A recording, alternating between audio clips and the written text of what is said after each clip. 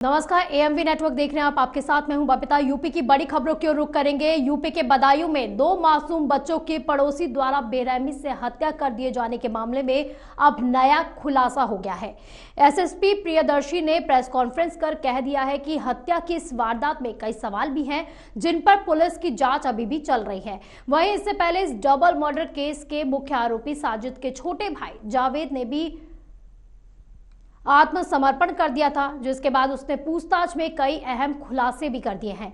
आपको बता दें कि बदायूं के वरिष्ठ पुलिस अधीक्षक आलोक प्रियदर्शी ने बताया कि मंगलवार को बाबा कॉलोनी में हुई हत्याओं के बाद से फरार चल रहे जावेद ने पड़ोसी जिले बरेली के बारादरी थाने की पुलिस चौकी में आत्मसमर्पण कर दिया।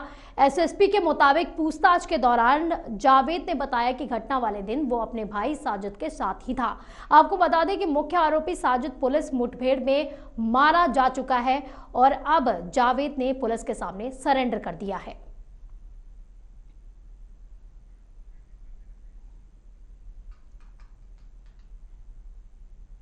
तो डबल मर्डर केस का ये मामला सामने आया था जिसने देश को हिलाकर रख दिया था। जिस तरह से साजिश, जो मुख्य आरोपी बताया जा रहा था कि उसने दो बच्चों की बेरहमी से हत्या की थी, जिसमें कहा जा रहा था कि जावेद का नाम भी सामने आ रहा था जो उसका भाई था, लेकिन अब उसने आत्मसमर्पण कर दिया है, सरेंडर कर दिया है पुलिस के सामने। लेकिन वो लगातार एक ही बात कहता हुआ नजर आ रहा है कि वो निर्दोष है और उसका इस हत्या से कोई भी लेना देना नहीं है।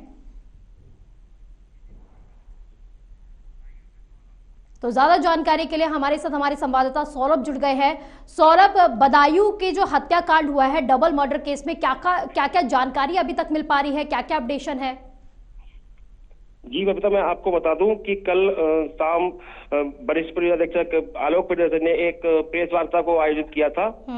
उस दौरान जावेद से पूछताछ के दौरान पुलिस ने बताया है कि यह मानसिक रूप से कुछ वो था और उसकी दवा चल रही थी पहले से। और इसके पिता, जब ये 10 साल का था, और इसके पिता बड़े सरकार पे, छोटे सरकार पे इसके लिए दिखाने जाते थे और झोपड़ी बनाकर वहीं रहा करते थे जब तक ये ठीक नहीं हो जाता था। तो सौरभ, ये किसकी बात कही है? उन्होंने जावेद की बात बता रही थी या साजिद को लेकर उन्होंने ये बयान दिया है? ये जावेद ने बताया है कि साजिद की 10 साल से ही हालत खराब रहती थी, मानसिक रूप उसका बिगड़ जाता था, मानसिक संतुलन बिगड़ जाता था बिल्कुल, तब ये ऐसी हरकतें करता था। तो पुलिस की गिरफ्त में अब वो आ चुका है, सरेंडर कर दिया है। क्या क्या खुलासे उसने इसके अलावा भी किए हैं? क्योंकि अपने आप को तो वो निर्दोष साबित करने में जुट गया है और लगातार यही कहता रहा है कि मेरा इस हत्या से कोई लेना देना नहीं है, मैं निर्दोष हूं। जी बिल्कुल, मैं आपको बताना चाहूंगा कि अब तक वो यही कह रहा है कि मैं निर्दोष हूं, मेरा कोई कसूर नहीं है, इसलिए मैंने पुलिस को सरेंडर किया है। लेकिन सवालों पे सवाल उलझते जा रहे हैं, कुछ भी समझ नहीं आ रहा कि आखिर मामला है क्या। तो क्या अभी तक सौरभ कोई भी खुलासा नहीं हो पाया है कि डबल मर्डर का मोटिव क्या था? क्यों साजिद को इसमें जो है साजिद ने जावेद को भी इसमें जो है शामिल किया था?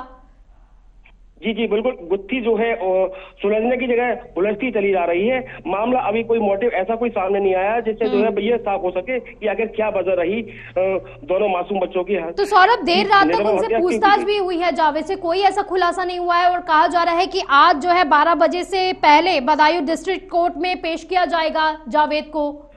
क्या कुछ जानकारी इसको लेकर भी मिल पा रही है? जी, ऐसा प्रेस वार्ता में जो है ये कहा गया कि 12 बजे कोर्ट में पेश किया जाएगा।